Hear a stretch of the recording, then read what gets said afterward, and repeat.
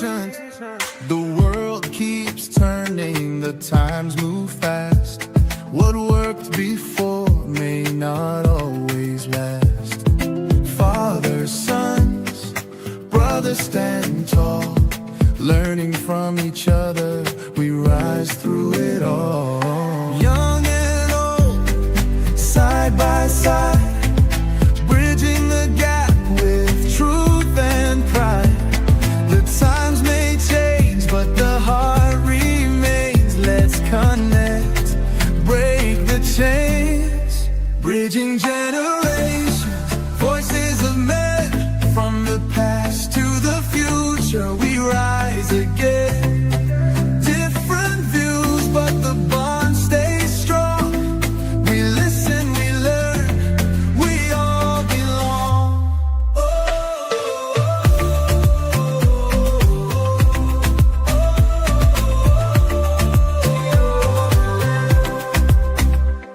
We're living in a world that's shifting fast.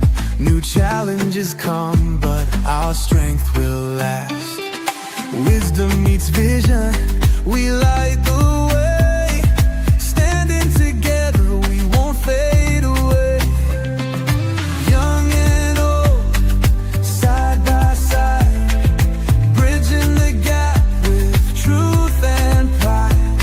The times may change, but the heart remains. Let's connect, break the chains, bridging generations, voices of men from the past to the future. We rise again, different views, but the bond stays strong.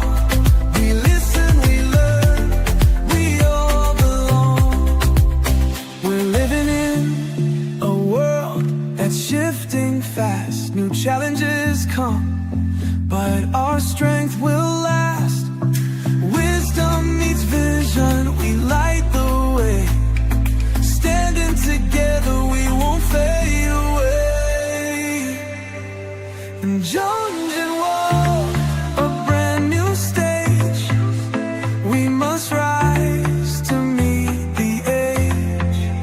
With open minds and hearts that lead. Together we grow, together we succeed. Bridging generations, voices of men in a changing world.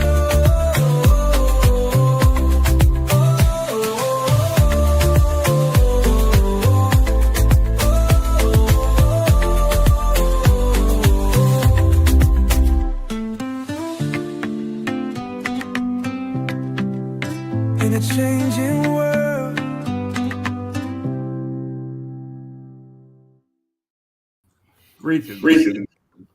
Greetings, friends of the Ecologion with Purpose movement. Welcome to Bridging Generations, Voices of Men in a Changing World. I am Dr. Laxley Stephenson. This groundbreaking podcast delves into the multifaceted experience of men across different generations. In an era where societal norms and expectations rapidly evolve, this show offers young and older men a unique platform to voice their challenges, triumphs, and perspectives. Each episode aims to foster understanding and bridge the gap between generations, exploring themes ranging from masculinity and mental health to career dynamics and personal relationships. By bringing together voices from varied age groups, the show sheds light on the commonalities and differences in the male experience, encouraging open dialogue and mutual learning. I am Dr. Garfield McCook, one of your hosts. So whether it's a teenager grappling with the pressures of social media or a senior reflecting on the changing definitions of manhood, Bridging Generations is committed to uncovering the real stories of men navigating the complexities of a changing world. I'm Dr. Juan Marcel, another one of your co-hosts. Doc, what's going on tonight? What's new? And what is new is what it's all about, right? It's what's up. You know, tonight is a little bit different. As you can see, we have Dr. Eric T. Merriweather, on set with us. Normally, this is not how we do it, but there's so much to cover tonight that we're going to get him involved from the very onset. You know, how you doing, man? I'm doing well. How about yourself? Awesome, Doc. You know, Augusta, what's going on? How you doing? Just want to talk for a minute. Man, doing better, Doc. For those who don't know, recently lost the most important woman in my life with my mother passing away last week. So continue to just live day by day. And then each day I wake up, I strive to be the man of integrity, man of character, and man of service that she called me to be, because she was a person of integrity, dignity, character, and service. So working on some things now to not just live now and maximizing my purpose and extending her legacy, but also building something in her honor that will be a blessing to those who followed in the footsteps and trailblazed as she did, just for them in the future. So all in all, 1 week removed, I'm feeling blessed, and just want to encourage everybody to maximize life in every opportunity you were given.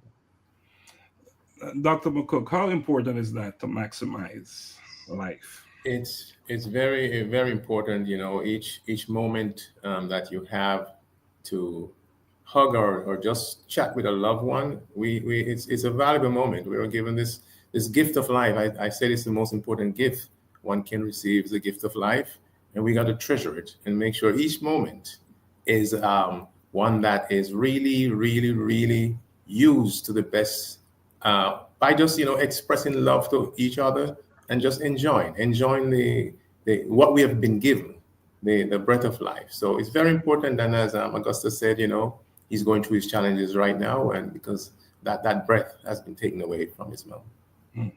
You know, the breath here on earth is taken away, but she's still here. And Augusta, we had a conversation today, and you're actually starting a foundation in her name, in your mom's name. Yeah. And how important is that? How powerful is that? Important. With us? So the goal of the foundation that we're going to establish is my mother, for over 30 years, served the community of the greater Los Angeles, Compton, Long Beach, and Harbor Gateways. She served on a National Council of Negro Women. She served on the board of trustees for the United Way Agency for West Coast. So all of her years of handling millions of dollars and serving as a mentor and intercessor and community activist and person in the mayor's office, all of these things that she encompassed, I wanted to be able to build the framework for a foundation that not just serves the community throughout the year, but really the goal of it is to be a blessing to some young person in the initial year, and of course in future years, multiple people who are pursuing that, not just in their education and higher academia, but them in their lives, those who are active, those who are really serving the community. You know, the hope is, the hope and the prayer is next year, even at the next Collision with Purpose event, to be able to take some young college kid who's pursuing community work or social work, something with activism, who's working in their community and building for the future, and to be able to provide that person a little bit for some books, a little bit to ease the pain for the thankless work that they're going to do in the future. And I think this is something my mother would be truly, truly proud of. And I'm listening to your talk, and our special guest tonight will really understand what you're talking about, because he's living that life. He's living that life and just doing exactly what you're talking about. There's something I want to share tonight. I've been asked so many questions about what is a collision with purpose? What is this thing that we're doing? So I want to just read a little bit and give some explanation, right? A collision with purpose movement is a dynamic organization that inspires individuals, communities to discover and live out their true purpose. Through transformative programs like the Colloquium, motivational events, and impactful initiatives, the company empowers people to overcome challenges, embrace personal growth, and make meaningful contributions to the world.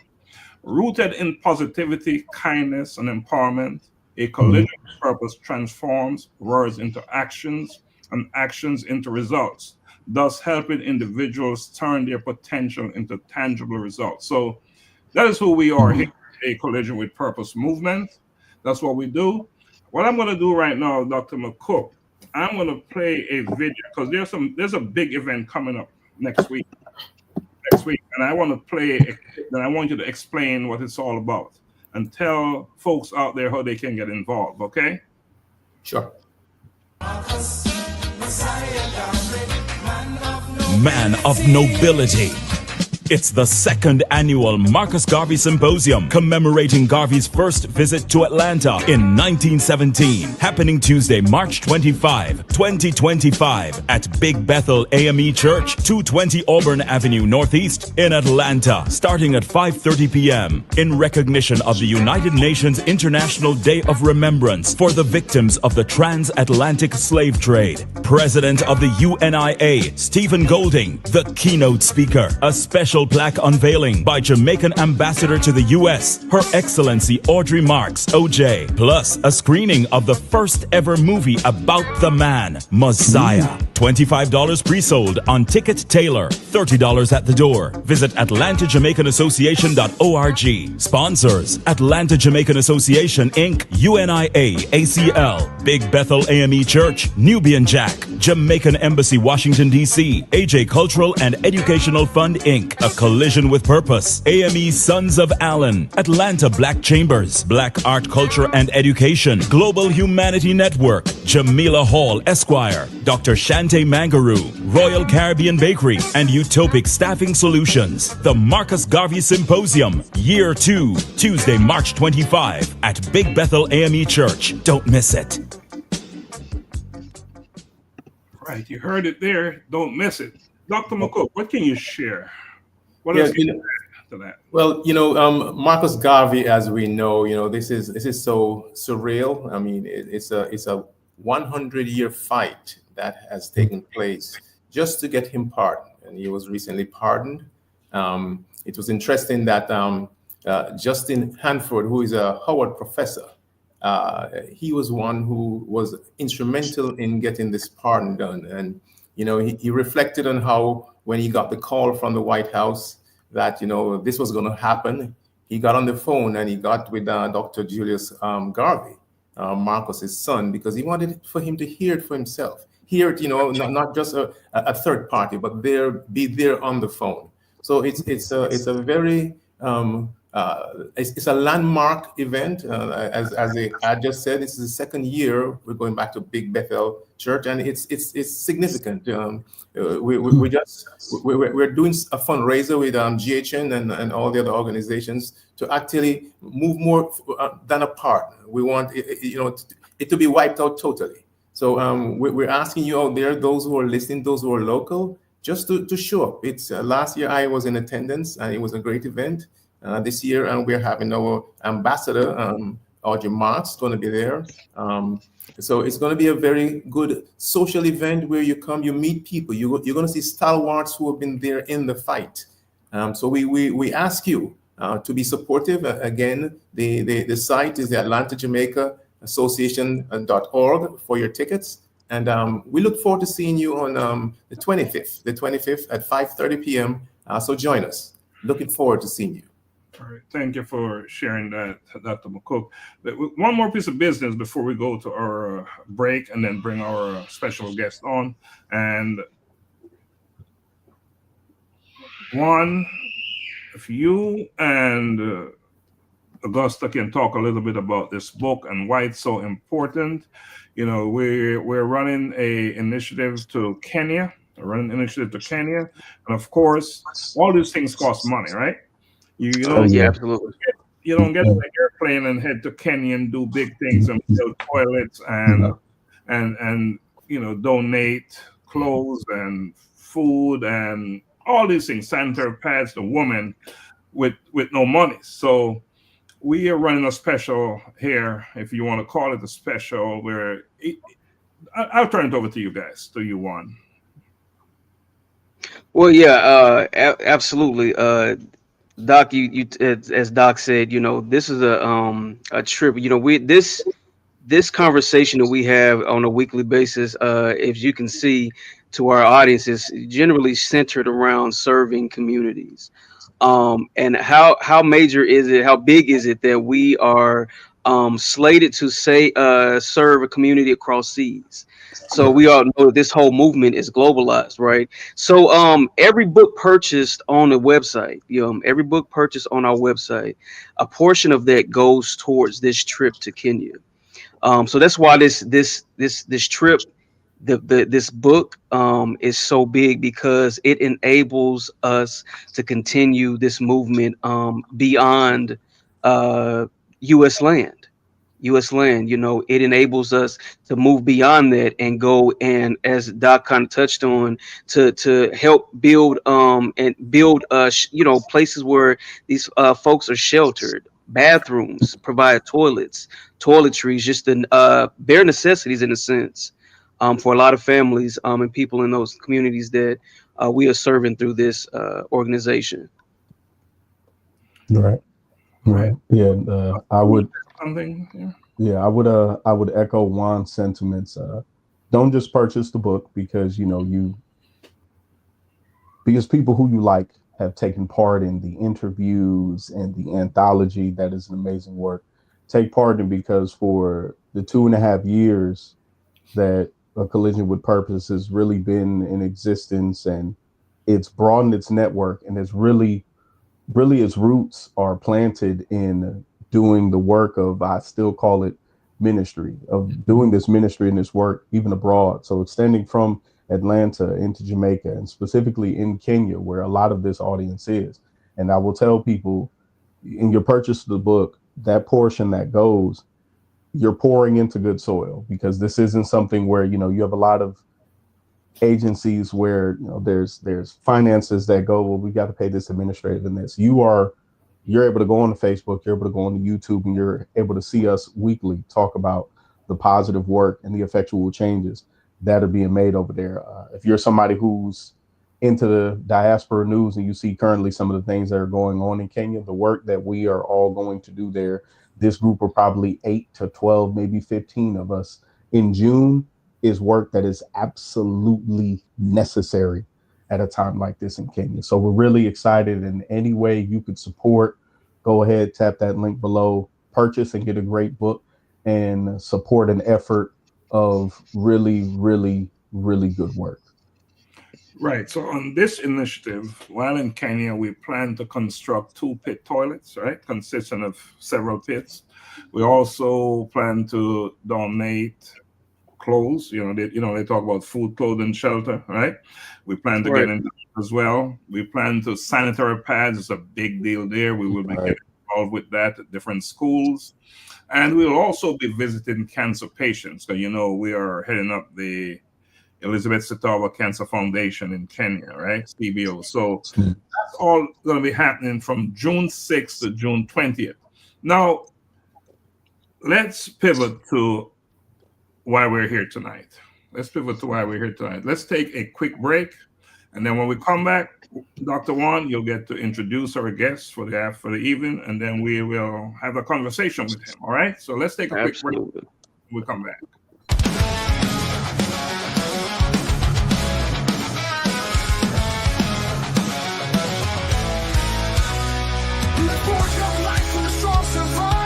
A trail is written of hearts that strive. Through fire and flame, they find their way, becoming iron where courage holds sway. Becoming iron, with hearts forged in fire. Tales of courage and conviction rising even higher. Displaying strength in the fiercest fight. Becoming iron, shining in the night. Faces the darkest night. The empowered man fights with all his might. The resilient man stands unwavering and strong. The inspired man knows where he belongs. Together they rise, conquering fears. Becoming iron through trials and fears. Becoming iron with hearts forged in fire. Tales of courage and conviction rising even higher. Displaying strength in the fiercest fight. Becoming iron, shining in the night. Becoming iron, shining in the night.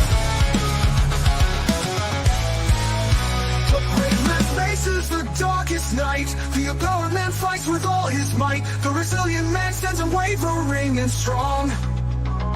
The inspired man knows where he belongs. Becoming iron rose where he belongs. Becoming iron, shining in the night. Becoming iron, with hearts forged in fire. Tales of courage and conviction, rising even higher. Displaying strength in the fiercest fight. Men becoming iron, shining in the night.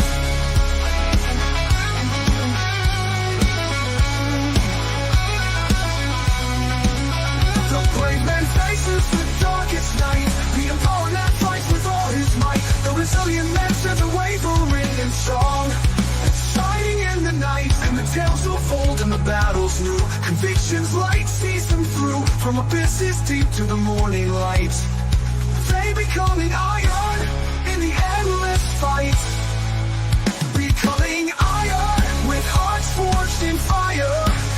Tales of courage and conviction, rising even higher. Displaying strength in the fiercest fight. Men becoming iron, shining in the night. In the tales of old and the battles new. Convictions light sees them through. From abysses deep to the morning light. They become iron in the endless fight. They become iron in the endless fight. In the tales of old and the battles new. Convictions light sees them through. Right, welcome back. Welcome back to Bridging Generations, Voices of Men in a Changing World. And I believe we can all agree that we are living in a changing world, aren't we? Definitely. Absolutely. Absolutely. Now, Juan, do us the honor and bring him on, bring our guest on. Look, to our audience and our listeners, I have the distinct pleasure and privilege to introduce a dear friend and mentor of mine. So I'm gonna do this, and he's gonna of course just deliver it much better because nobody knows it better than he himself. But just something real quick on Dr. Eric T. Merriweather. 2002, and you'll hear a lot about this. He founded the African American Association of Georgia, and through this organization, he's been able to champion for the underserved while executing his vision and touching the lives of people of all ethnicities in the greater Atlanta area. This organization, the goal has been to provide mentoring, education, health, and wellness, as well as feeding programs to support the sustainability of families becoming whole. So just to touch on a couple of things that he's done, he's been busy, right? So through the pandemic, even since the onset of his organization, he's been feeding families. But through the past 2 decades, he's touched and served over 7,000. And to this day, they consistently serve 1,100 families each month. That's big. He also created the track club called Sprint Athletics in 2005. And it's another means that he uses to nurture the sport track. He gives to young people the opportunity to strive for greatness, build character, and create direction for their life. He continues to train and compete in track. A few of his accomplishments. He has a Masters Olympic World Games 2-game gold medalist. That's what he is. Masters 8-time world champion gold, silver, bronze medalist. And he published his book called Knowing Your Identity in 2011. He's had several articles written about him and his work. The 2017 Humanitarian Award honoree recipient. He's a recipient of the President Barack Obama Presidential Lifetime Achievement Award in 2017 and the 2021 recipient of the President Joseph Biden Presidential Lifetime Achievement Award. I could go on and on, y'all, but I'm going to go ahead without further ado. I want to introduce to many my dear friend and mentor, Dr. Eric T. Merriweather. Come on, let's do the roll. Let's do the roll. Let's do the roll. Let's do the roll. There he is. Hi, how's everybody doing? Doing good, Doc. Good. Juan, I really appreciate how you did and said what you said. You're doing it better than I would. So I appreciate that. I like to basically be represented as a quiet storm, if that makes sense. I think some people will know what I'm talking about. Yeah. Understanding who you are, knowing who you are without having to broadcast it, because you should be able to wear who you are versus having to vocalize who you are. So Agree. yeah, so for me, with like I said, he said I'd done a myriad of things, from writing a book to coaching kids, that I've been doing since 2005. I've been helping families. This May will be 23 years for our organization. Started it in 2002, and the interesting way, I'll be real quick with this, the interesting way that it got started, I think, I will say that God dropped something in my spirit. And I was like, God, you got the wrong person. You got to go get somebody else to do this, because I'm not doing this. This is too big for me. Right. So about 2 months later, I heard the Lord say, if you do this, then I got everything else. So I filled out my 501c3 application, had it back in less than 30 days.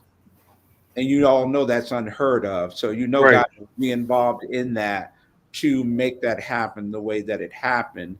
And ever since then, I've been working hard to do God's business, do his work, and everything that he tells me to do. I can attest. I can attest to that. I can attest to it. Wow.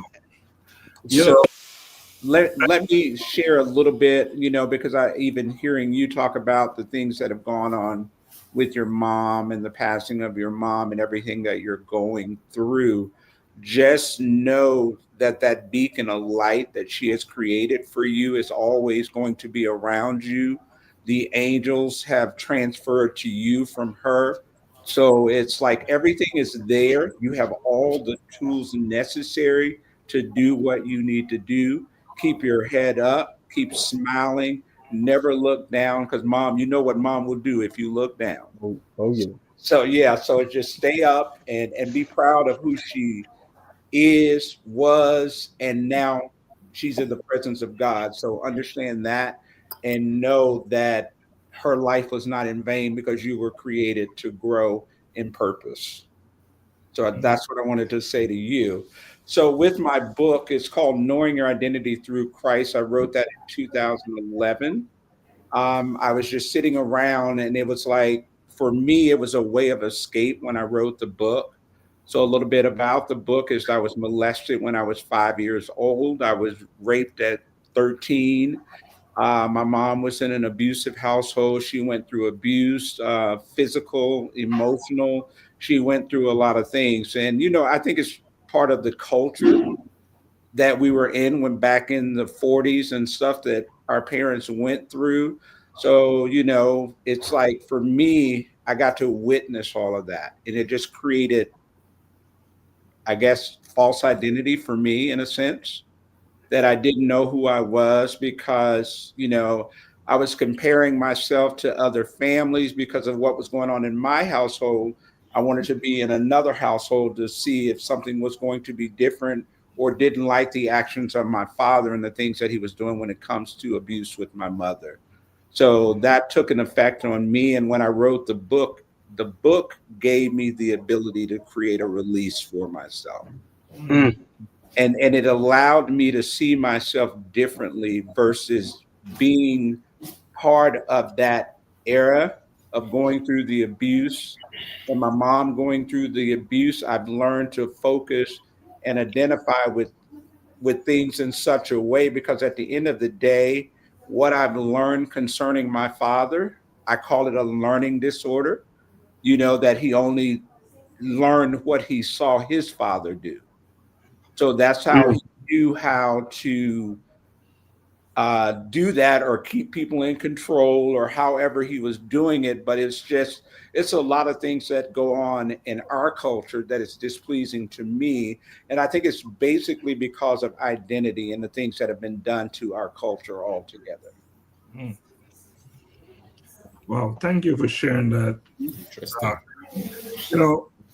Juan, you've been trying to get Dr. Eric on this program for a while, haven't you? Yeah, yeah, yeah. Well, it happened at the right time. So, Doc, It welcome did. to the Thank show. you. Yeah, You're coming on. And so, your journey spans philanthropy, athletics, leadership, and Yes, entertainment. You've done it. You've done it. Even though you don't like to talk about it. right. Tonight you're going to talk about I'll talk about it for you. it. But, again, in 3 words, let's define who you are in 3 words. In 3 words, I am strong, I am brave, I am bold. I played that Becoming Iron for because after that song with that video, because after reading your bio, that's who I saw. Man becoming iron. Man who is resilient, brave, is all about empowerment. And what's the other one? empowering, resilient, brave, inspiring. There you go. And that's who I saw. And that's why, that's why I played that song. Okay. That song. All right. Just to say this is who you are. And we need more men, more black men. Yes, sir. And that is an anthology we're going to be doing about Becoming Iron. And we will have about 20 authors in there of men, black men, talking about tales of courage and conviction, with each of them identifying in a category that is that not that they don't have all these different categories that they embody, however, that one where their strength lies, right?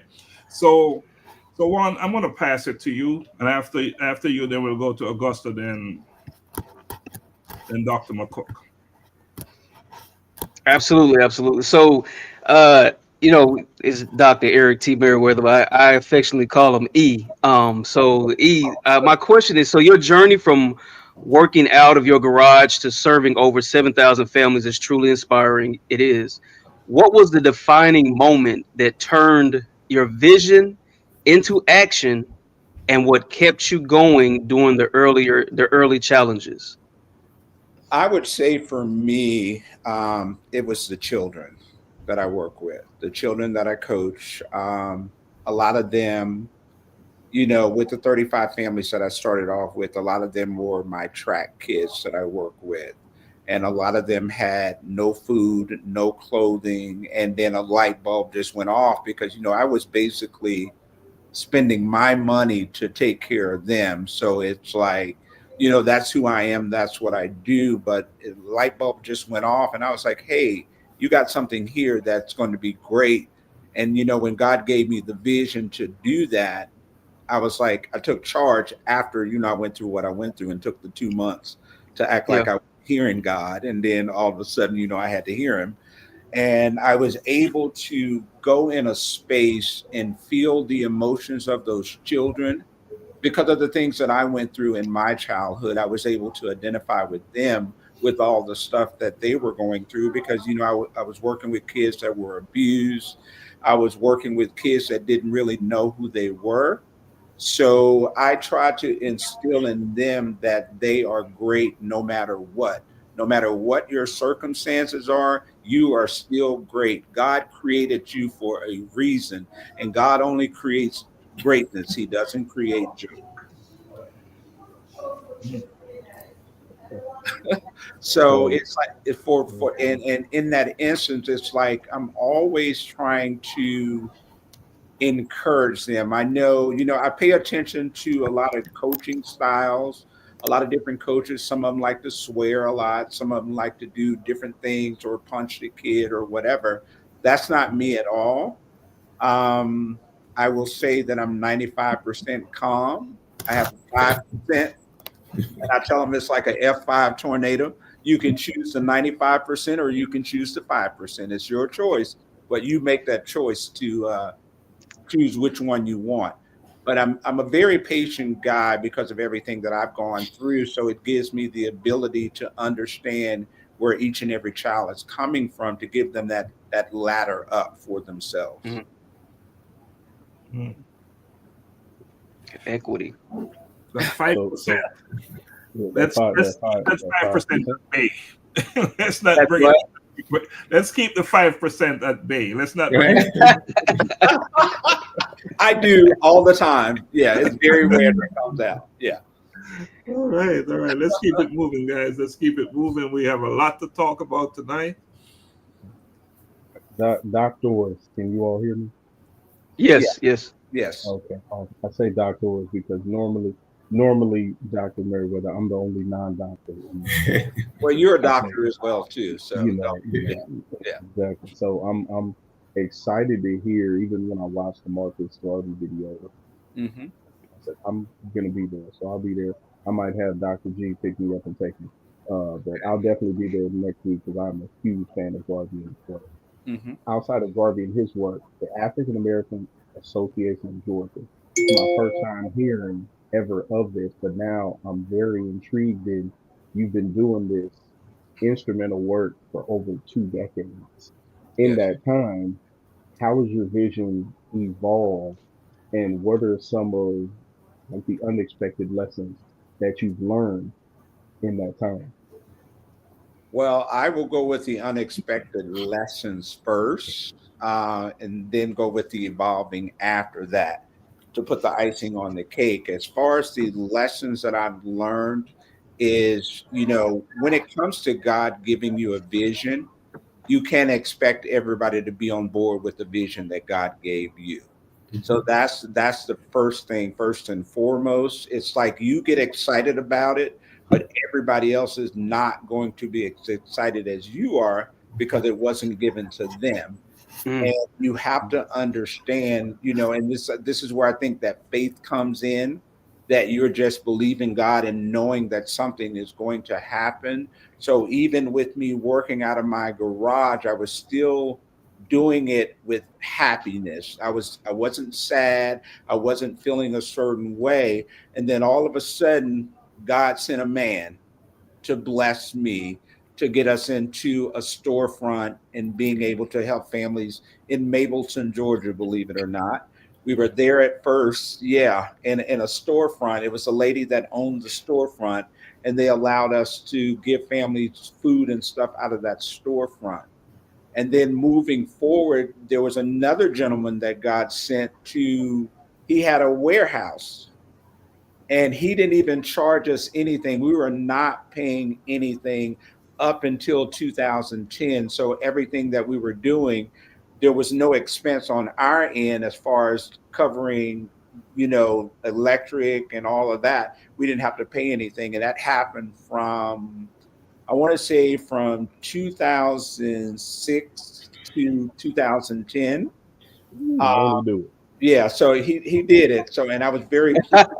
I was Won't pleased he do it? and excited, and then we moved into a warehouse space. We right now currently are in a warehouse space. It's like maybe close to 10,000 square feet.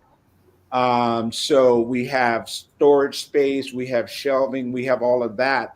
And the icing on the cake is that we got blessed with a walk-in refrigerator, freezer.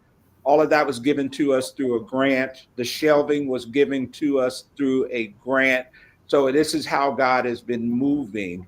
And the thing that I've learned, even with this nonprofit, is like people, in a sense, will, I'll be honest and candid, they take advantage.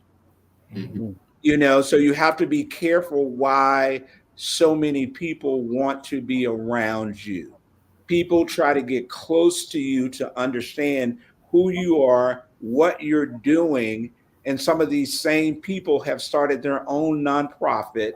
And I don't mind because you can't take what God has given from me.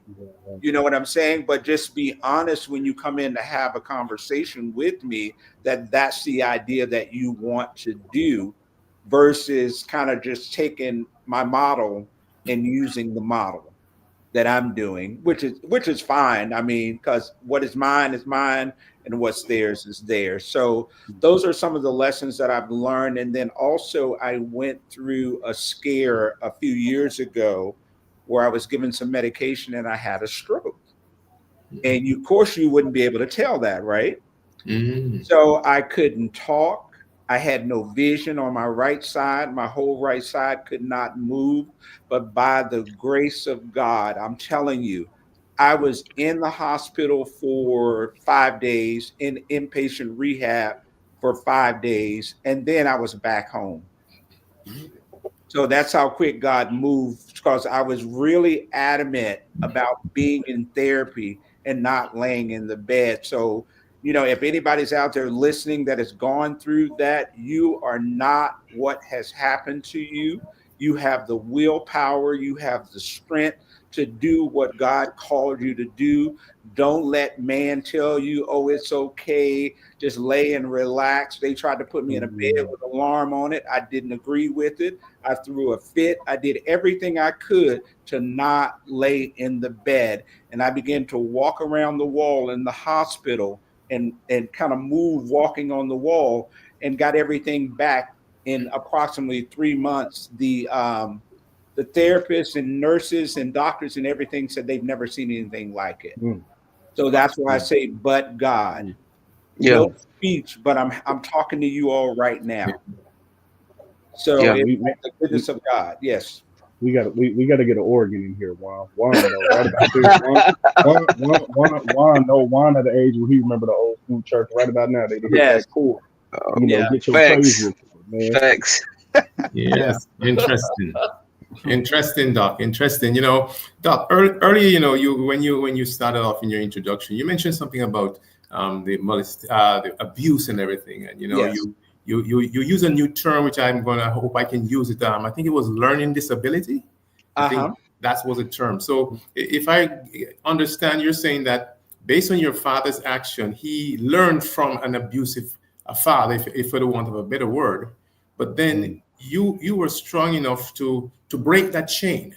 Yes. So thank God you were able to break the chain, and you got the energy to do what you're doing today. So congrats on that. Now, you also did a launch of the African American Association of Georgia, but then I see where you took it a step further, and that's what I call growth. So the launch of the African American Association of the USA, Yes. which I call AAA USA in 2020. Yes, sir. It signified an even greater or bigger mission. What inspired this expansion, and what specific impact are you aiming to achieve on a national and possibly international level? Well, it's funny you say that, right? Because initially when I started the organization, I had a vision of the organization being in my hometown, which is Memphis, Tennessee. So we've been doing stuff in Tennessee, but God showed me Washington, D.C. He showed me Miami, Florida, and he showed me one other location. I just can't remember it right now, but I knew that I had to expand, because we were looking at the thing that I have in a sense, on my wall is AAA USA, but initially I had AAAG, AAATN, which is Tennessee, AAAFL, which is Florida, AAA DC, so I had all of those things in line. But I think USA represents the entire culture of USA from that perspective. But the other thing is, it's funny that you're talking internationally, because I've done some stuff with some groups in Jamaica. So it's like we've been instrumental in being able to help some people over there with school supplies and different kind of toys for the kids, and non-perishable items and stuff like that. So I am really hoping in this new era that things begin to change in such a way. And I'll just say this, not looking at the presidential thing that's going on, but sometimes God allows things to happen for growth for his people. So we have to learn how to grow. If we're paying more attention to the person that's doing the action, then we've already missed God. Understood. Well Good explained. stuff. Yeah. That organ, man. That organ. We need. Need that organ soundboard, G chord right there. Right?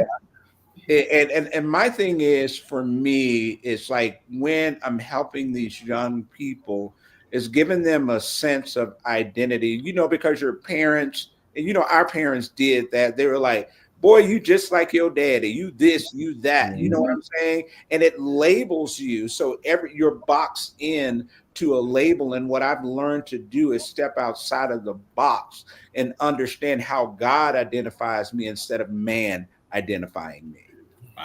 From that perspective. Yeah, because it changes your whole agenda of who you are. And you have to learn how to break the glass ceiling in a sense. No matter how far your dad went, you are supposed to go farther than he ever went. So don't use that as an anchor to determine how far your destination is. Amen for that. Yes. All right. Dr. E. Yes, sir. This man that is not going to let his situation define him, right? Say that again. So here is a man that will not let his situation define him. Absolutely. And that's what it's all about. So, Doc, talk to me now about the education sports complex. Okay. And where are you with that? Well, I'm like right now we're like just sitting on it because I've had, I've shared it with some people, NFL players and some other people. And those exact same people tried to use my stuff. So, so I was like, what? You know what I'm saying? And the thing is, we have to be careful because we get anxious and we start doing stuff outside of God's parameters. So it allows people to take advantage of us because we're not doing it in an orderly fashion.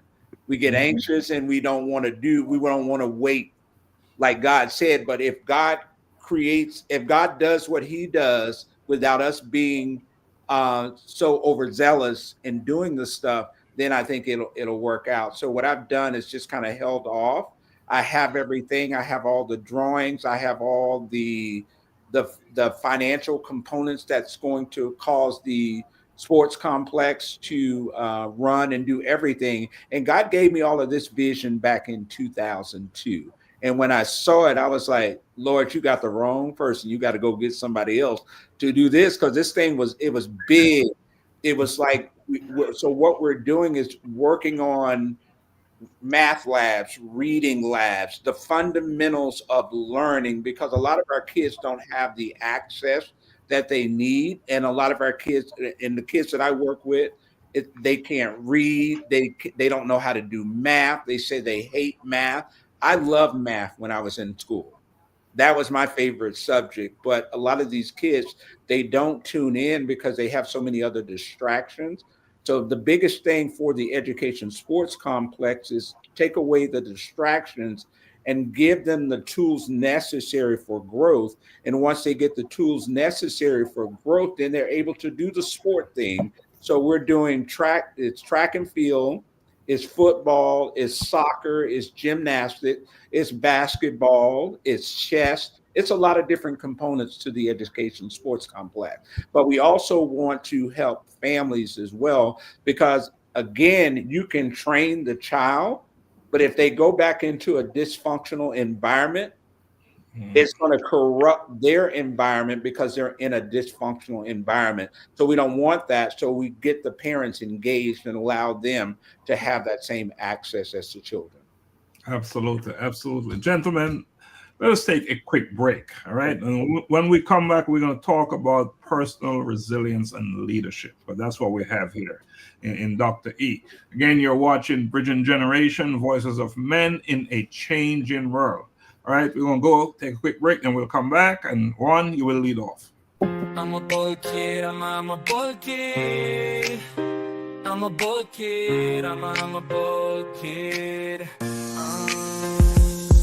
I wake up in the morning and I praise the Lord. I thank him for his protection and I walk in his steps, declaring that today's provision is set up for me. I love God and I love my friends. Yeah, I'm a bold kid. I'm a bold kid. I'm a bold kid. I put on my armor and I read his word, blessing come out of my mouth. Cause I know to whom I belong. I am bold for Christ, Holy Spirit dwelling within me, carrying his presence wherever he sends me. I'm a bold kid. I'm a bold kid. I'm a bold kid. I'm a bold kid. Loving others as he told me to pray for healing, miracles to see, knowing my identity in Christ, he is in me. I am a bold kid, he loves me, standing firm on his word, proclaiming everything I heard, not afraid because he is with me. Be bold.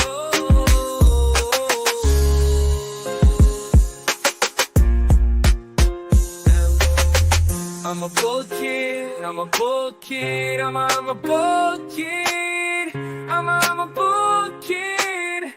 I put on my armor and I read his word, blessing come out of my mouth. Because I know to whom I belong. I am bold for Christ, Holy Spirit dwelling within me, carrying his presence wherever he sends me. I'm a bold kid, I'm a bold kid, I'm a bold kid, I'm a bold kid.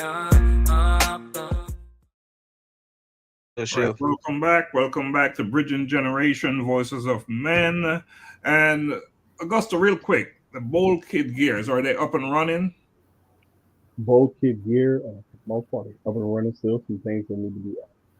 Augusta, you're real muffled. Go ahead and, I don't know what's going on, but we're not hearing you clear. So work on that. And I think it's a microphone that you got going on. Try and go direct. All right, so yes, the Bold Kids gears, they're up and running, I was just told, and I posted the link in the comments, so you can order your gears there at theboldkids.com. They're up and running. Juan, while Augusta is working on his thing, let's go ahead and talk a little bit about resilience and leadership. Yes. So, I'll start it this way. You know, you describe struggles as triumphs. Can you share a defining moment in your personal journey where adversity became the catalyst for your greatest achievement? For me, it was my father, to be honest with you. With him, my dad didn't talk to me. He didn't do anything with me. He did everything with the other children, but he didn't do anything with me. He had in his mind that I was somebody else's child when in fact I was his child. You know, so it's like understanding that and getting through that, because I was treated so different and made me feel like an outcast. But one of the things that I did when I said that I matured, I was probably about 20. And I said, you know, I believe the Lord led me to call my dad and have a conversation with him. And I had a conversation with him. You know, my daddy, he was, you know, we're going to say it old school, he was a cusser. So, you know, he did what he said, what he had to say. And then I said, Dad, how about if I come home and you and I get to know one another? And he paused for about 5 minutes. And then he said, yes, he would like that. That was a defining moment for me. And it was also a proud moment for me, hearing that from him. And then I will say it's tragic, but it's not tragic. And I'm going to tell you why it wasn't. So 3 days later, when I was supposed to go home, my father drowned in a boating accident. And I was so angry with God, but I think God was trying to expose me to something in such a way that I was so dependent on him. And I decided to not talk to God for about 6 months because I was angry, because the one thing that I wanted, I felt like it was taken away from me. And then a few years later, God and I had a conversation, and he said to me, he says, if I had to let you met with your father, then you would have thought that was all you needed, and you never would have made it to your destiny. So it created a destiny change for me. I'm thinking that my destination is getting the respect from my father, but that wasn't the destination. The destination was having the incident happen in order for me to grow. But the Lord allowed my father to come back to me in a dream and tell me that he was proud of me with all the things that I'd done with the organization, with writing the book. So my father was never around when that happened because he died in 1983. So he never got to experience the what I'm doing now as far as the nonprofit, as far as the life coaching. He never got to experience that. But his spirit came back and said that he was proud of me. And I'm assuming that's God's way of giving me that push and making me understand that it wasn't about me. It was all about the destination that God had planned for me. Yeah. Man, that's powerful. Yeah, that's powerful. So I would, and even in seeing, like you said, that growth is growth. It's amazing to be able to understand, even in that moment, that this was God's timing was perfect. This was something He ordained. This was He set up, and in all of this, I hear the consistency of your faith. And in organizations you've led and you've built things from the ground up, along with your faith, what other leadership principles have guided your success? And even to someone like me, who you heard speak earlier, who's trying to build something and be, in community, what would be, with those leadership principles, what advice, what mentorship, what guidance would you provide to those who are looking to not necessarily follow in your path, but even blaze their own trail as somebody trying to be effective and a change agent in their community? What I would say to that is really know your gift and understand your gift. And don't let anybody separate you from your gift that's been given to you, because people will try to distract you. They tried to do me. They told me that it wasn't going to work. Some people that really can't see said God ain't in that, and they were completely wrong. Here we are 23 years later, and they were completely wrong. So you cannot pay attention to man, because when you pay attention to man, you're actually basically paying attention to dirt, right? And dirt creates, layers. It creates dust. It creates layers for you. And when the dust comes, you don't have the ability to see with clarity. So I'm feeling something. I don't know if y'all are, but I'm feeling something right now. So it's like I'm going in that space of hearing stuff. And this is for everybody that's on right now and everybody that's listening. Your dust doesn't define you. So what I'm saying is that your flesh doesn't design you. You have to choose your spirit man and let your spirit man, because God said, I knew you before I formed you. So that means that your presence was there before you even got in the flesh. So understand what your presence was in the spirit, because when we got into this body, it clouded our judgment, it clouded our mind, and we were thinking different. So the war is not for the spirit, the war is not for the flesh. The war is for the soul, and your soul is trying to find out an identity and trying to identify with something. So either your soul is going to identify with the spirit of God, or it's going to identify with the flesh of man. Yeah. Preaching good. Interesting. Preaching good. It sounds like we could listen to this. I'm going to say young man, since Dr. Lax has me as a senior person for the entire night. But Dr. E, have you ever heard a term that lightning does not strike twice in the same place? I haven't heard the term, but I kind of understand what you're saying.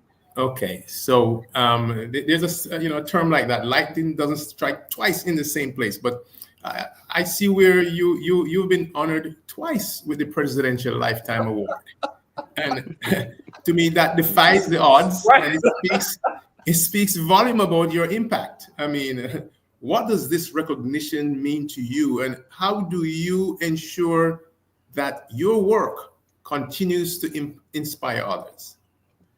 So for me, I'm honored that both of the presidents recognized what I was doing in the community. I believe that I have created a legacy of sustainability from a perspective of people identifying and knowing really who they are in order to move forward. For me, it's always, I didn't learn how to cry until I was 40. I didn't know nothing about crying until I turned 40 years old, but that was because of God and the Spirit of God getting on me and knowing that it's okay to be vulnerable with God instead of trying to be a man, a hard man, and be tough and try to pretend like nothing is going on. So for me, I like the encouragement of my experience. I think my experience encourages people in such a way, like when I'm talking to the children and if they've been molested, I can identify with that. If they've been abused, I can identify with that. If their dad is beating their mom, I can identify with that. If they're dealing with an illness, I can identify with that. So another story, I'll go ahead and throw this out because I don't mind being transparent. And before I turned 20, I was diagnosed with HIV/AIDS, and the doctor gave me 7 to 10 years to live. And when the doctor came in and made the announcement, and this is where I think that God's hand was on me, when he made the announcement to me and he says, you have 7 to 10 years to live, I paused for about 5 minutes and I said, Doc, I'm sorry, you got the wrong person. That's not my assignment. I said, I haven't finished my assignment yet. So that's not happening, and so here we are, like that. I was 19 and I'm now 61. So it's like, okay, God, come on. Now it's like, you have to understand the power of God. And once you understand the power of God, it can change a man. No matter who they are, the power of God can always change a man. So if a man is being rough, tough, or he's acting like he don't want to help you, but if God does it, he's going to do it. So I think we have to stop being caught up with the expression of people and start being caught up with the expression of God. Yeah. All right. How can you follow that? Well, pretty good. I'll say this much, Gary. Dr. E just confirmed that you're still the senior man. I take it. How old are you, Gary? Gary's a question. Yeah, asked you a question. How old are you, Gary? I don't use the word old anymore. I ask. How seasoned are you, Gary? I'll be 63 seasoned in 2 weeks. Oh, so you're still young. Yeah. Still young. When I said you're the senior man, I'm not talking about me, of course, because you can see it's a giveaway, right? Not necessarily. But in this case, it is because they know. But it's a good giveaway. It's something I embrace it so much. So we're going to take an onset break. Gary, I want you to let's plug Speak Harmony, our friends, all right? And then when we come back, we're going to talk about faith and purpose-driven impact, because this is what this conversation is about, right? So, Gary, I want you to talk about Speak Harmony, all right? Yes, not a problem.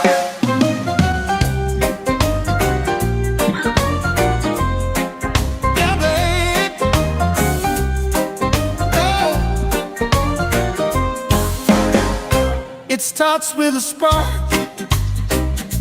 a vision so clear, where voices unite, there's nothing to fear. Access meets opportunity, we pave the way, sharing leads the charge, tomorrow lights the way. All right, Gary, what's this all about? Speak harmony. Yes, so we on every Tuesday at 7 p.m. we have two great, I'd call them sisters, Sharon Thompson and Tammy Gammon, that has a podcast called Speak Harmony. Two great, powerful young ladies here, living here locally in Georgia, and we invite you to tune in. It's at APAP Media on YouTube every Tuesday night at 7. A very interesting conversation. They take podcasts to a different level. So audience out there, we look forward to seeing you tomorrow when we are on listening and making our comments and boosting these two young ladies, Sharon Thompson and Tammy Gammon, on Speak Harmony tomorrow at 7 p.m. And just to add, Tammy Gammon will be my guest on Life-Changing Conversations, Inspire Action on Wednesday at 12:05 p.m. All right, and so just join us then. It's going to be a powerful conversation. We'll be learning so much more about Tammy. All right, so the moment we've been waiting for, faith and purpose driven. Dr. E, your book, Knowing Your Identity Through Christ, so important part of your life. It highlights the importance of self-awareness through faith. And how has your spiritual journey influenced your leadership and your commitment to community service? Can you share that with us? Yes, I can. I would say I was playing church at first. Didn't really understand, just kind of followed suit of, what my mom did, and really didn't understand the real connection with God and understanding who God really is and what he represents. So for me, I would say I've always had faith, but the faith has been tested through the HIV. The faith has been tested during the stroke. The faith has been tested in so many different ways. But even though I went through what I went through, I still believe and trusted God that he was going to bring me out of it. And I didn't allow people to dictate my parameters of who I am to be. So it just changed for me from that perspective of knowing my identity through Christ and knowing what God has given me and the ability and the senses, because God has given me a gift. I say multiple gifts is what I will say. And being able to tap into those gifts, and he says, call those things as though they are not into existence. So I've been basically knowing my identity now gives me the ability to call those things as they are not into existence, and know that the power of God will sustain everything that he's asking me to do. Wow. Powerful stuff. Gentlemen, just want you to pay attention to your environment, some noise coming through. And what Dr. E is saying is so important. We want our audience or those out there listening to get it clear. So just pay attention to your environment, because we're getting some feedback there. All right, Juan, let's move it to you. Yes. So you've often credited God for the vision you've been given. How has your faith sustained you during difficult times? And what advice do you have for those seeking purpose in their own lives?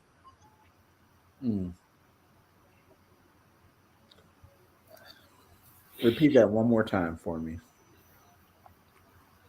How has your faith sustained you during difficult times? And what advice do you have for those seeking purpose in their own lives?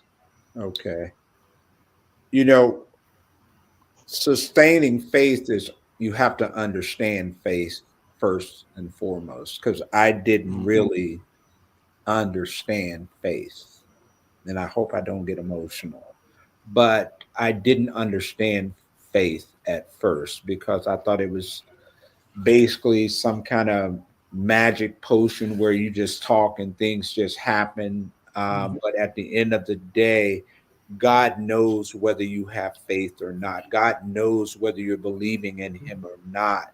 So you have to take ownership of where you are.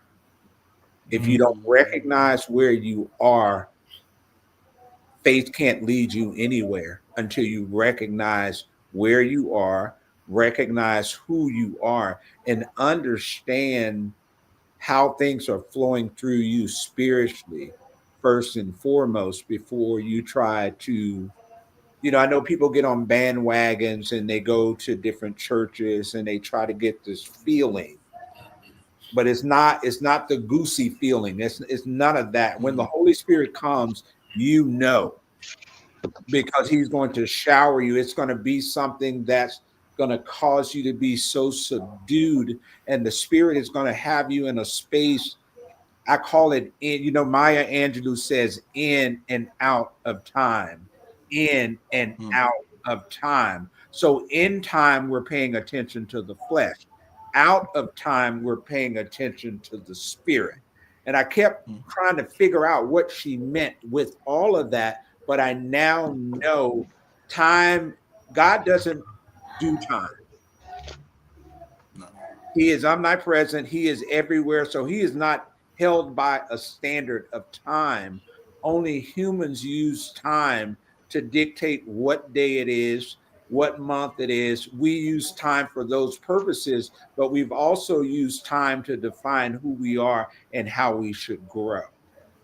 And we can't allow time to define how we should grow because we were already created before we were formed in our mother's womb.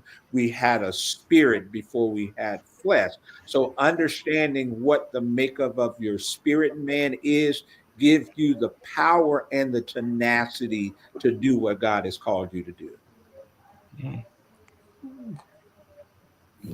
Love it. So Did I it answer is, your question? man, that man answered that thing. Let me jump in here. So, Dr. E, and this is just an acknowledgement. Clearly, you know something about the truth mirror, about looking in that mirror and acknowledging who is in there. Yes, sir. Yes, sir. Yeah, I do. And how important is that? You said how what? How important it is to look in that mirror and call it for what you see, call it for what it is. Yeah, you have to. So I'll share this story with you. Like, it's been years ago, but I was able to look at myself in the mirror and call some things out that I know that was not supposed to be there. And until you recognize what not supposed to be there, you're going to keep piling stuff on top of stuff on top of stuff. And then that stuff that's not supposed to be there will disrupt everything that is supposed to be there. So it sends you into chaos, and it doesn't allow you to understand your true self if you're piling stuff on top of what God has said you would be. So you have to understand your purpose. You have to understand the meaning of your will. You have to understand your design. You have to understand that how God created you and why he created you. God gave us so many different characters in the Bible to understand who we are. So we just have to, it's important to read, but it's also important to have a conversation with God so that you can understand the reading. Most people just read and they don't understand the reading. So they know the Bible very well, but they don't know the meaning of what God is saying for their purpose and for their design and for their destination. All right. Thanks for adding value to that. Augusta, I'll move it back to you. So because I'll kind of pivot towards even the work with youth and future generations, because you're talking about, you're really talking about accountability. You're really talking about understanding purpose. You're talking about not my will, but thy will. And in that discussion, a lot of young people today, I'm a father of 5. My oldest daughter is 15. And I've seen it with her with identity and direction, where to go, what to do.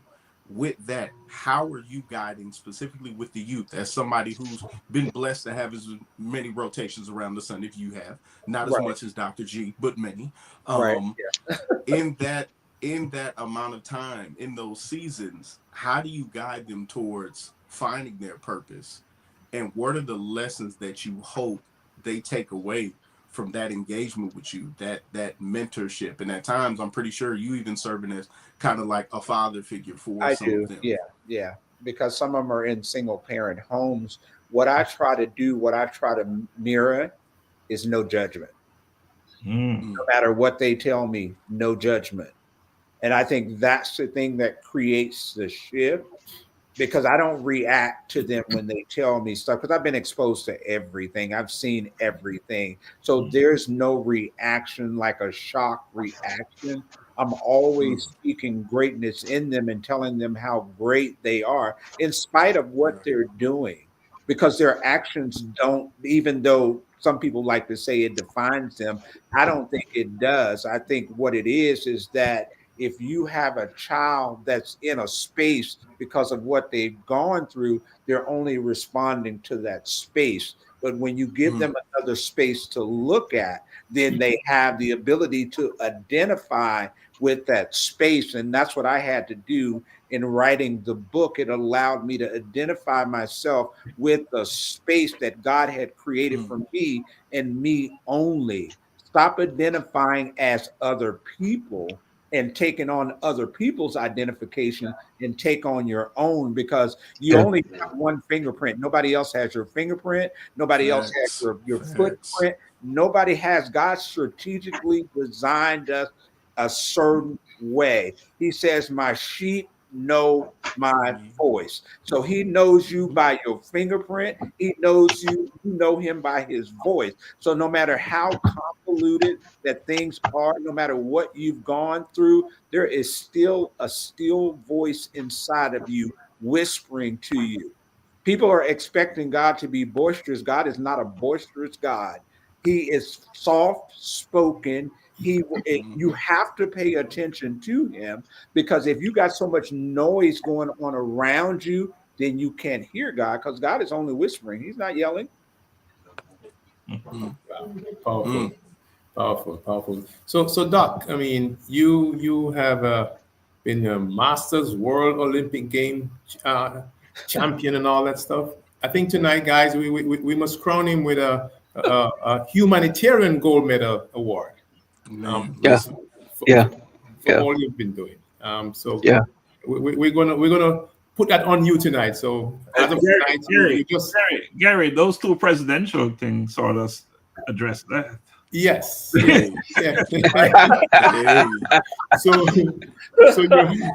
your track club has produced some of the top athletes in the SEC. Yes, sir. What do you believe sets apart those who succeed from those who don't? Because not everyone can win. And how do you cultivate that mindset in young athletes? Yeah, for me, with the athletes, what I do even to this day is allow them to identify what they did versus coming to them and having a conversation. What I know they did, I let them tell me what they did, and then I just kind of add to it, because it gives them their power back when they know what it is they need to correct, and versus me telling them what it is they need to correct. So I give them that power that way.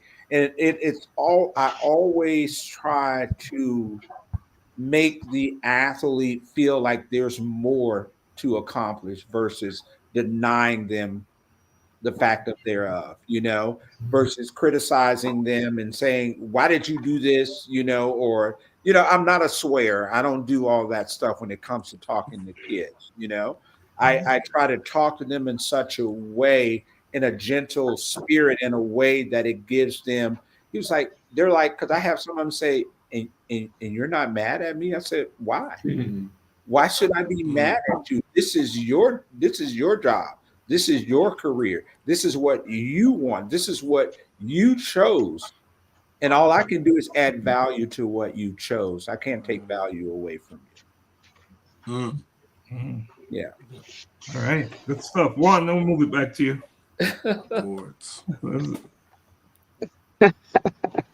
Well, since we're talking about athletics and mastering sports, how's your experience in track and field shaped your mindset in business and philanthropy? Oh my God. That's a good question. It has really made me not take no for an answer. That's what I would say. You know, when Bishop Long used to preach, when they say no, you just say it's on and popping. Mm-hmm.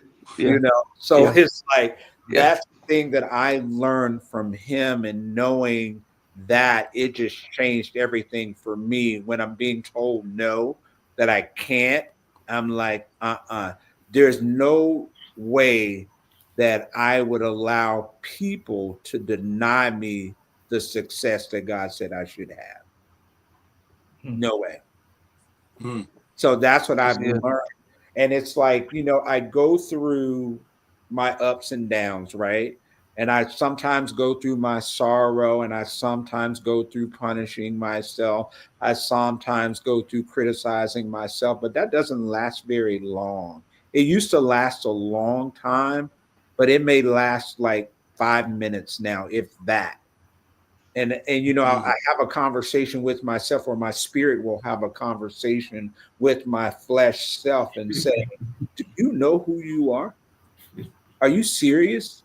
Do you know what you have accomplished through God's hand on you? Are you seriously doing this? Why are you doing this? The hand of God is with you, for you, and about you.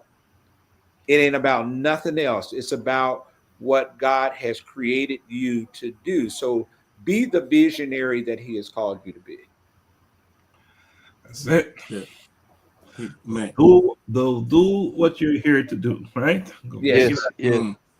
Let's keep it moving, guys. You know, I don't want to take time watching the clock, but we still have more to cover. So I'm hearing the faith, and specifically the last thing that you just said. We said, don't take no for an answer, and you're building all these relationships and medals from presidents. And I go back to no for an answer, and clearly I know you're not taking no for an answer, because you doing acting and voiceover work. So you saying yes, you are a yes type of brother. Tell me about the voiceover work and how storytelling has allowed you to tap into a new group of people to inspire beyond just the community service work and athletics. How now has going into that voiceover work and acting, how has that allowed you to branch out to a new audience? Well, it's oh my God, it has allowed me to branch out in such a way, because you know God has given me the ability to be in the prophetic, is what I want to call it.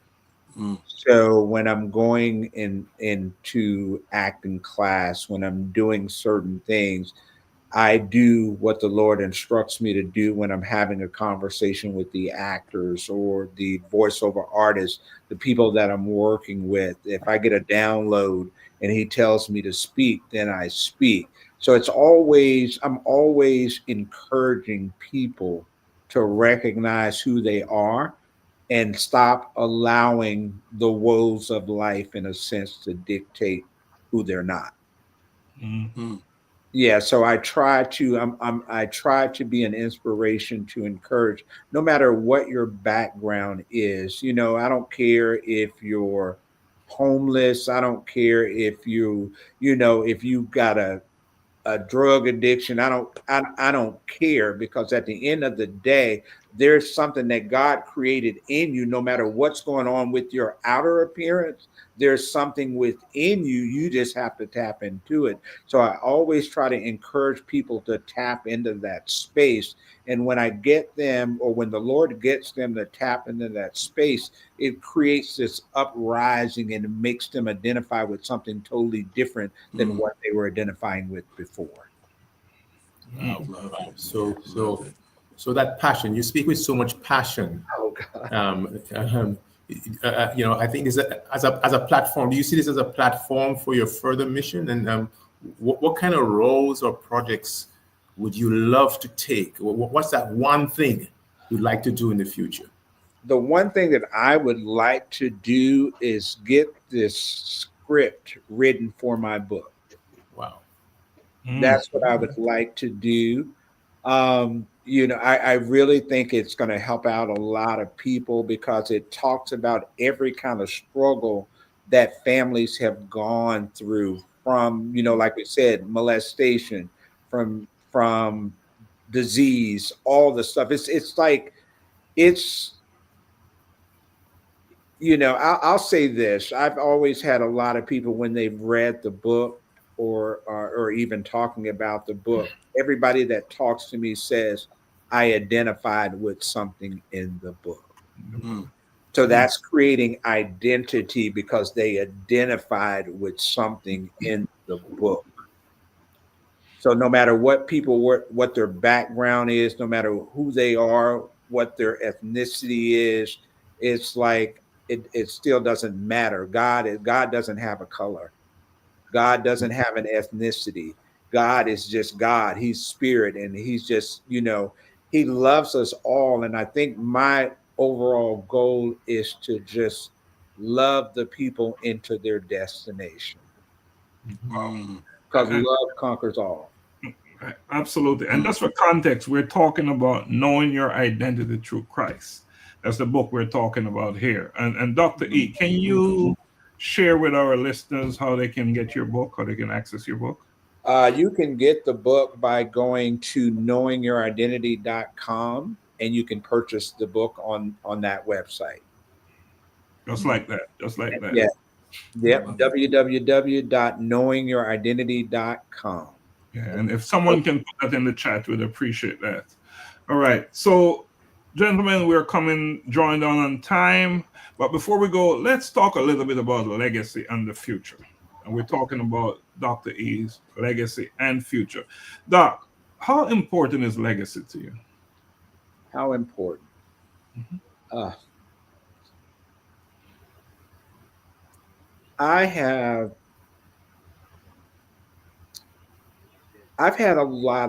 worked with a lot of kids, a lot, like more than I can count.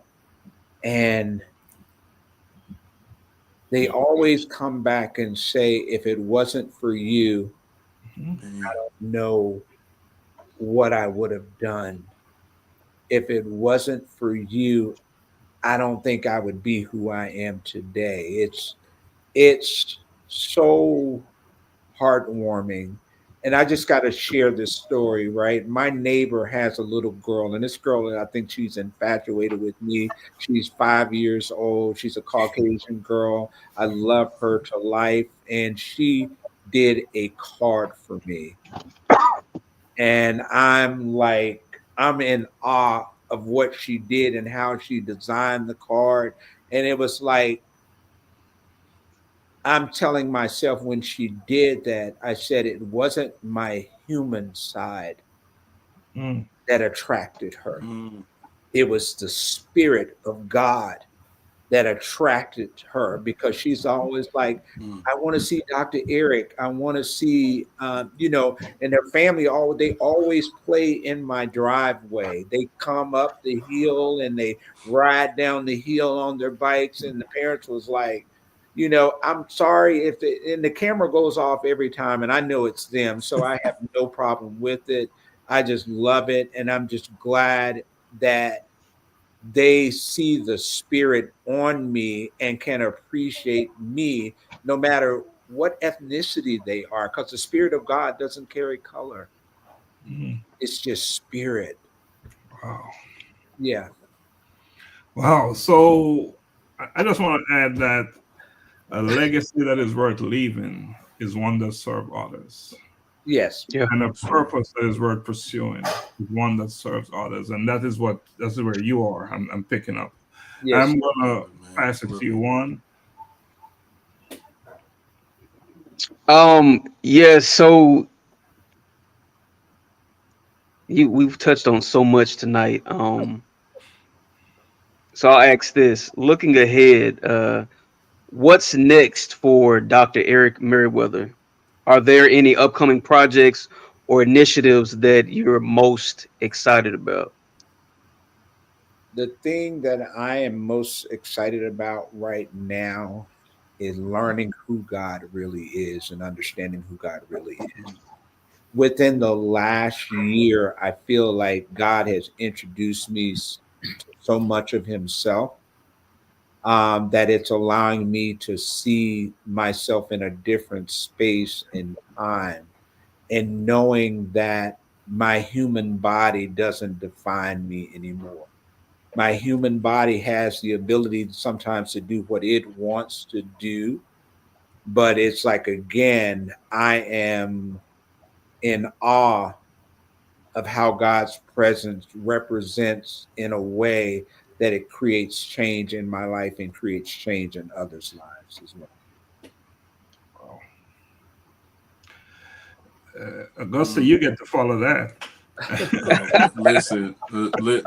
I think there's no more questions to be asked after that, man. I think we could begin to wrap this up because I have no questions. I just want to be thankful to you for coming into the space. You used the word transparent earlier. Right.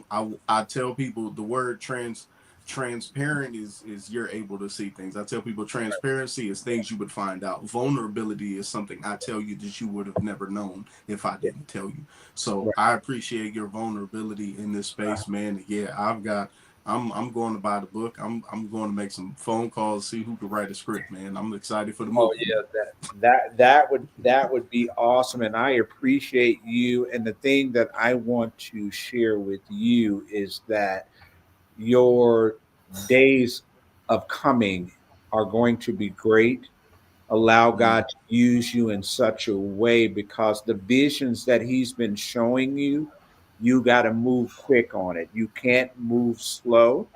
You got to go quick. There's some exciting things that's going to be happening for you in the things that you're doing. And we can certainly talk, another time. I don't mind, but understand there's a call on your life to be great. And I need you to be great. Man, I'm gonna do it, Doc. I'm gonna do it. I'm gonna do it. Yes, sir. Man, I'm gonna do it. I'm on Yes, sir. And I'll say with everybody else, it is my honor and my privilege to even be able to sit before all these legendary people, and your greatness and the things that you guys have done and the inspiration that I feel for each of you all. I am so inspired in such a way that it makes me look at things, or it makes me want to move even better than I have before. So I appreciate the questions. I appreciate the unity. I appreciate our Black men being able to have a conversation of solidarity and being able to talk in such a way that it's with ease and there's no pressure and it's nothing but love. So I thank you guys for the love that you have shown me today. Dr. McCook, final thoughts? Yeah, the great Bob Marley once said, you must emancipate yourself from mental slavery. And the conversation we have had with your doc, it all seemed about, it seemed to talk about us thinking out of the box, with an open mind. In a Christian belief, God, through Jesus Christ, is seen as a chain breaker, liberating people from the bondage of sin, death, and the power of the devil through his sacrifice and resurrection. So thanks again. Thank you. All right, thank you, Dr. McCook. Augusta, are you done, or do you want to add something else? Man, we could. We could get to the closing arguments, man. This okay. All right. Well, we are closing now, and Dr. E, is there anything else you want to add before we close up? Well, I would say that I just pray for everyone that's on this call, and I ask God to give you the desires of your heart. I ask God to show you to understand the desires of your heart. So the desires of your heart is not based on an emotion, but it's based on the desires that God has given you to produce the elements that He has created in you. Appreciate that. So, Juan, you're our closer, but before I hand it to you, let me just add this: that my personal thank you to Dr. Merriweather for Yes. sharing your incredible journey with us today. Thank you. Your story is a powerful reminder that true impact comes from perseverance, purpose, and service, and you have done all of that, right? Yes, sir.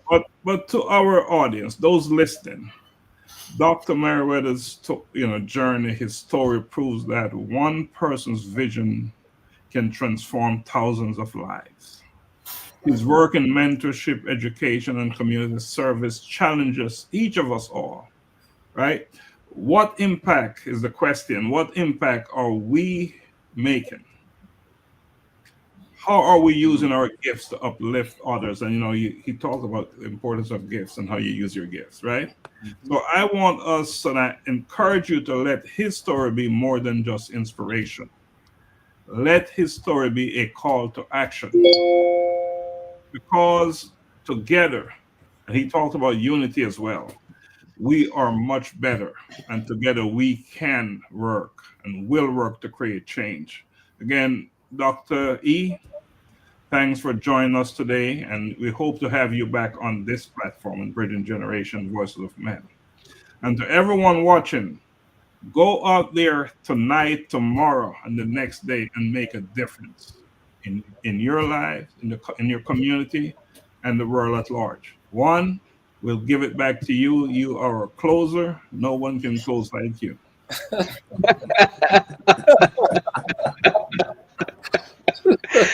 Look, man, if y'all haven't noticed, I've been all smiles all night. And I'll tell you why real quickly, is because I've known, Dr. E affectionately for 22 years. I met him when I was 19.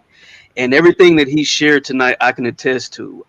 And as gentle as he is with everybody else, he was like a father to me. So a lot of our talks were so gentle, but he was always be big on, you need to know who you are and stop allowing other people to tell you or convince you otherwise. And he was very stern about that. I'm better today. I'm the man that I am today. Community activist, mentor, all of those things because of these great men before me. Dr. Stephenson, Dr. E. And so I'm grateful. So that's why I'm all smiles to see, this person I love with everything give me, Eric Merriweather. I do. And so we're privileged. I thank you for joining us tonight. I won't go on because I'll probably get emotional, but I'm grateful for the world being able to see this gift to the kingdom of God. And hear this message and know this story. Get the book, www.knowingyouridenty. Is it com or net? .com. Knowingyouridenty.com. And I'll say this, a lot of what Dr. E was saying tonight and just what he shared and what we've been talking about is about doing something bigger than yourself. A mentor of mine would always say, if what you're doing is big enough to do it in your lifetime, I mean, if what you're doing, you're able to accomplish within your lifetime, it's not big enough. That God is saying, go bigger. And so because his thoughts and his ways are far above ours and bigger than ours, tap in, getting to know your identity. If you're struggling to know what your purpose is or what the next thing is, then go to the one who created you, right? Because if you can do it, it'll die with you. But if God gives it to you, it will transcend a lifetime. So focus on that. You'll know the confirmation is God because it goes beyond you. And another generation is impacted by it and would have to carry it on. So know who you are, know God, and love people. We thank you for tonight. And here's the book. This is what the book looks like. You see that fingerprint? There's the book. Cop the book. One, before we go, let's keep that book up there. Keep that book up there. And before we go, I love what you just said. Because I once interviewed Dr. Pastor Laxley, and I asked her about her purpose, and she said exactly what you just said. Go to the one who created you. Yeah. Exactly. So let's acknowledge some folks before we go. We have Pastor Alexis on, Martin Thompson. Tremaine said, very good. Martin Thompson said, gentlemen, you have all delivered tonight. And let's plug the book one more time, Juan. Yes, that is knowing your identity through Christ. It can be purchased on www.knowingyouridenty.com. All right. And we'll put that in the chat, somewhere in there in the chat. Yes, All yes, right, yes. gentlemen. This is it. That is it. We're done. We can't Same time next week, 7:30 Eastern Standard Time. And I'm going to play my favorite new song for Gary, for Dr. Gary. All righty. And it will.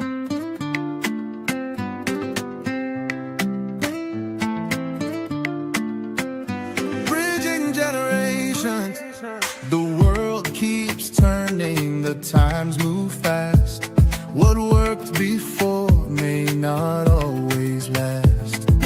Fathers, sons, brothers stand tall. Learning from each other, we rise through it all. Young and old, side by side, bridging the gap with truth and pride. The times may change, but the heart remains. Let's connect, break the chains. Bridging generations, voices of men, from the past to the future.